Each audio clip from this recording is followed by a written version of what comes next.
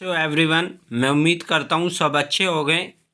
तो आप सभी को सबसे पहले गुड मॉर्निंग और आपका बहुत बहुत स्वागत है अपने परिवार आरजी एजुकेशन में। तो चलिए, मैं आपके साथ फिर से जुड़ गया हूँ सल्तनत काल के, ठीक है ना। बहुत इम्पोर्टेंट। मैंने आपको पहला एक मतलब प्रैक्टिस सेट दिया था और दूसरा आज आपको दे रहा हूँ। और इससे इन दोनों प्रैक्टिस सेट से आपको बाहर कुछ नहीं मिलेगा, कह के दे रहा हूँ, ठीक है। चलिए पहले क्वेश्चन के साथ। महमूद गजनवी के आक्रमण का सामना करने वाला भारतीय शासक कौन था? लगाइए आंसर। महमूद गजनवी के आक्रमण का सामना करने वाला भारतीय शासक कौन था? और कमेंट करके ज़रूर बताना है कि आपको क्लास कैसी लगी है, ठीक है। ये सबसे पहले आपको बताना है। मैं ये नहीं कह रहा कि लाइक शेयर सब्सक्राइब करो, अगर क्लास अच्छी लगे तो करो, नहीं तो कोई जोर जबरदस्ती नहीं है। महमूद गजनवी के आक्रमण का सामना करने वाला भारतीय शासक कौन था, ठीक है। लगाइए आंसर। तो इसका राइट आंसर जो बनेगा वो बनेगा राजा जयपाल। कौन? राजा जयपाल। महमूद गजनवी के आक्रमण का सामना करने वाला भारतीय शासक था राजा जयपाल, याद रखना। चलिए नेक्स्ट क्वेश्चन। निम्नलिखित में से कौन सा विद्वान भारत में महमूद गजनवी के साथ जुड़ा था? लगाइए, इंपॉर्टेंट क्वेश्चन। निम्नलिखित में से कौन सा विद्वान भारत में महमूद गजनवी के साथ जुड़ा था? लगाइए। तो इसका जो राइट आंसर होगा वो होगा अल-बिरूनी। क्या? अल-बिरूनी, याद रखना, अल-बिरूनी, ठीक है। चलिए, आत्मकथा शाहनामा के लेखक कौन है? लगाइए, शाह आलम। लगाइए, आत्मकथा शाहनामा के लेखक कौन है? तो इसका राइट आंसर होगा फिरदौसी। क्या? फिरदौसी, ठीक है ना। तो देखो, जिसकी आत्मा अच्छी होती है ना, जिसकी आत्मा अच्छी होती है वो कभी भी दोषी नहीं ठहराया जा सकता। क्या? दोषी नहीं ठहराया जा सकता, ऐसे याद रखना। चलिए नेक्स्ट। तराइन का प्रथम युद्ध कब हुआ था? बहुत इंपॉर्टेंट क्वेश्चन और किसी ना किसी पेपर में आपको देखने को जरूर मिलता है। तराइन का प्रथम युद्ध कब हुआ था? तो 1911, 1192, 1191 और 1203 में। तो इसका जो राइट आंसर होगा, इसका राइट आंसर होगा सी, 1191 में तराइन का प्रथम युद्ध हुआ था, ठीक है। चलिए नेक्स्ट क्वेश्चन। किस राजपूत राजा ने महमूद गोरी को पहली बार हराया था? लगाइए आंसर। किस राजपूत राजा ने महमूद गोरी को पहली बार हराया था? ए जयचंद, बी बघेल भीम, सी पृथ्वीराज तृतीय और डी कच्छाफल। लगाइए। तो इसका जो राइट आंसर बनेगा वो बनेगा बघेल भीम। किसने हराया था? बघेल भीम ने। आपसे डायरेक्ट पूछ रहा है किस राजपूत राजा ने महमूद गोरी को पहली बार हराया था, तो वे किसका राइट आंसर है बघेल भीम, ठीक है ना। चलिए नेक्स्ट क्वेश्चन। दिल्ली सल्तनत शासित हुआ था कुल कितने राजवंशों में? लगाइए। तो दिल्ली सल्तनत कितने राजवंशों में हुआ था? तो इसका राइट आंसर होगा सी, 5 राजवंशों में, ठीक है। चलिए नेक्स्ट क्वेश्चन। कुतुबुद्दीन ऐबक गुलाम वंश का संस्थापक था, यह किसका गुलाम था? ए महमूद गोरी, बी महमूद गजनवी, सी इल्तुतमिश और डी बलबन। लगाइए, इंपॉर्टेंट क्वेश्चन। कुतुबुद्दीन ऐबक गुलाम वंश का संस्थापक था, तो यह किसका गुलाम था? तो यह महमूद गोरी का गुलाम था। किसका? महमूद गोरी का गुलाम था, याद रखना। अब आप एक इंपॉर्टेंट क्वेश्चन और दे रहा हूं, आपसे पूछेगा कि कुतुबुद्दीन ऐबक ने किसकी याद में बनवाई थी? तो महमूद गोरी की याद में ये कुतुब मीनार बनवाई थी, याद रखना, ठीक है। इसका काम पूरा किसने किया था? तो काम पूरा जो इल्तुतमिश ने किया था। किसने किया था इसका काम पूरा? इल्तुतमिश ने किया था, जो बीच में छूट गई थी ये कुतुब मीनार, ठीक है ना। चलिए नेक्स्ट।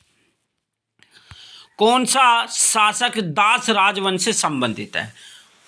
कंफ्यूज मत होना, बस इसने लैंग्वेज चेंज कर दी है। कंफ्यूज बिल्कुल नहीं होना, इन्हें लैंग्वेज चेंज कर दी है बस। तो कौन सा शासक दास राजवंश से संबंधित है? तो दास उन्हें कहते हैं जो गुलाम होते हैं, याद रखना। अब लगा देगा आंसर। तो कौन सा शासक दास राजवंश से संबंधित है? तो इसका राइट आंसर होगा ए इल्तुतमिश, ठीक है। चलिए नेक्स्ट क्वेश्चन। सन 1210 में कुतुबुद्दीन ऐबक के पश्चात दिल्ली का सुल्तान कौन बना था? ए इल्तुतमिश, बी इब्राहिम लोदी, सी बाबर और डी सिकंदर। लगाइए। सन 1210 में कुतुबुद्दीन ऐबक के पश्चात दिल्ली का सुल्तान कौन बना था? तो इसका राइट आंसर होगा ए इल्तुतमिश, याद रखना, ठीक है। चलिए नेक्स्ट। कुतुब मीनार के निर्माण को किसने पूरा कराया था? अभी बताया मैंने, तो किसने कराया था? इल्तुतमिश ने। किसने? इल्तुतमिश ने। चलिए नेक्स्ट क्वेश्चन। कुतुब मीनार की ऊंचाई कितनी है? इम्पोर्टेंट लिख लो, इम्पोर्टेंट, इम्पोर्टेंट, अब भी कह रहा हूं मैं इम्पोर्टेंट, बहुत ही इम्पोर्टेंट, ठीक है ना। चलिए, तो कितनी है? तो इसका राइट आंसर होगा 238 फीट। कितनी? 238 फीट, याद रखना। चलिए नेक्स्ट। बाजार नियंत्रण प्रणाली किसने प्रारंभ की थी? बाजार नियंत्रण प्रणाली किसने प्रारंभ की थी? तो इसका राइट आंसर होगा अलाउद्दीन खिलजी। क्या? अलाउद्दीन खिलजी। और कमेंट में मुझे भी बताना आपका राइट कितना हुआ है, ठीक है ना। बाजार नियंत्रण प्रणाली किसने प्रारंभ की थी? तो अलाउद्दीन खिलजी। चलिए नेक्स्ट क्वेश्चन। प्रसिद्ध पारसी पर्व नवरोज को भारत में निम्नलिखित में से किसने प्रारंभ किया था? लगाइए आंसर। प्रसिद्ध पारसी पर्व नवरोज को भारत में किसने प्रारंभ किया था? लगाइए आंसर। तो इसका जो राइट आंसर बनेगा वो बनेगा बलबन। किसने प्रारंभ किया था? बलबन ने प्रसिद्ध त्योहार पारसी पर्व नवरोज को भारत में किसने प्रारंभ किया? तो ये क्या था? इसने बलबन ने। चलिए नेक्स्ट क्वेश्चन। अलाउद्दीन खिलजी ने मूल्य नियंत्रण नीति किसके भले के लिए लागू की थी? बहुत ही इंपॉर्टेंट क्वेश्चन। अलाउद्दीन खिलजी ने मूल्य नियंत्रण नीति किसके भले के लिए लागू की थी? तो इसका जो राइट आंसर होगा वो होगा सैनिकों के लिए। किसके लिए? सैनिकों के लिए। चलिए नेक्स्ट क्वेश्चन। राजस्व सुधार को सर्वप्रथम किसने चलाया था? राजस्व सुधारों को सर्वप्रथम किसने चलाया था? ए गियासुद्दीन तुगलक, बी अलाउद्दीन खिलजी, सी मोहम्मद बिन तुगलक और डी फिरोज तुगलक। लगाइए आंसर। तो इसका राइट आंसर जो होगा वो होगा बी अलाउद्दीन खिलजी। क्या? अलाउद्दीन खिलजी। Next question. दिल्ली सल्तनत के किस सुल्तान ने सर्वप्रथम स्थायी सेना का निर्माण कराया था? लगाइए। ए बलबन, बी अलाउद्दीन खिलजी, सी मोहम्मद तुगलक और डी इनमें से कोई नहीं। लगाइए आंसर। तो इसका जो राइट आंसर होगा अलाउद्दीन खिलजी। तो दिल्ली सल्तनत के किस सुल्तान ने सर्वप्रथम स्थायी सेना का निर्माण करा? अलाउद्दीन खिलजी, ठीक है ना। तो क्या? खिलजी, ठीक है ना। तो कैसे याद करोगे? जब स्थायी सेना बन गई थी तो सब खिल उठे थे। जब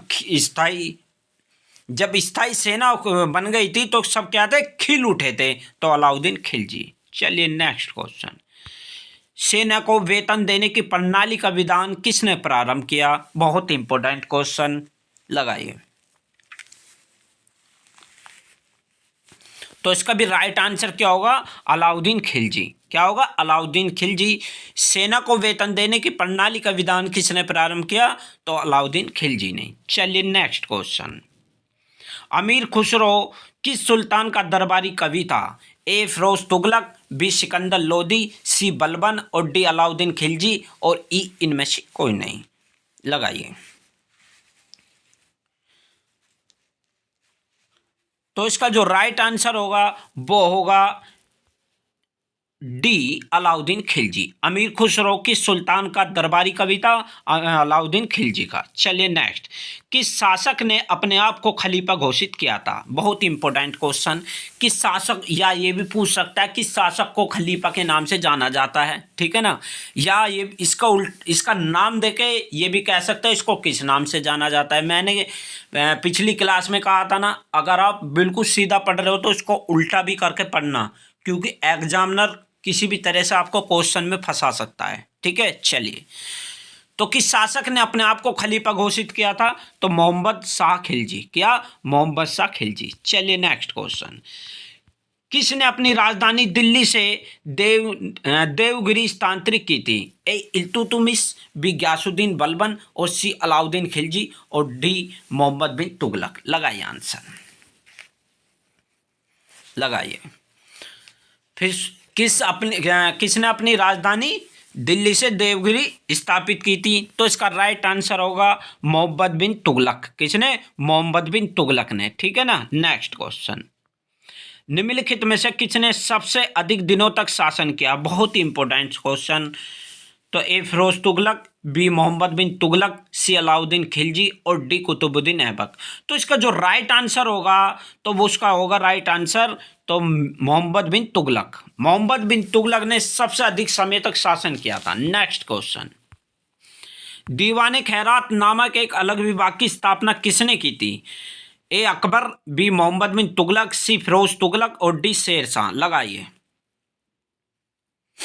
लगाइए। तो इसका राइट आंसर क्या होगा? इसका राइट आंसर होगा फिरोज तुगलक। क्या? फिरोज तुगलक। दीवाने खैरात नामक एक अलग विभाग की स्थापना किसने की थी? फिरोज तुगलक ने। चलिए नेक्स्ट क्वेश्चन, लोधी वंश का संस्थापक कौन था? इब्राहिम लोधी, सिकंदर लोधी, बहलोल लोधी, इनमें से कोई नहीं। तो इसका राइट आंसर जो होगा वो होगा सी बहलोल लोधी। ठीक है। तो आई होप आपको क्लास अच्छी लगी होगी, और अगर क्लास अच्छी लगी है तो प्लीज़ शेयर और सब्सक्राइब जो भी न्यू स्टूडेंट है, और लाइक ज़रूर करें। ठीक है। Thank you so much. और आपको जिस टॉपिक पर वीडियो चाहिए तो मुझे बताइए, मैं तैयारी करता हूँ जस्ट। ठीक है। Thank you so much.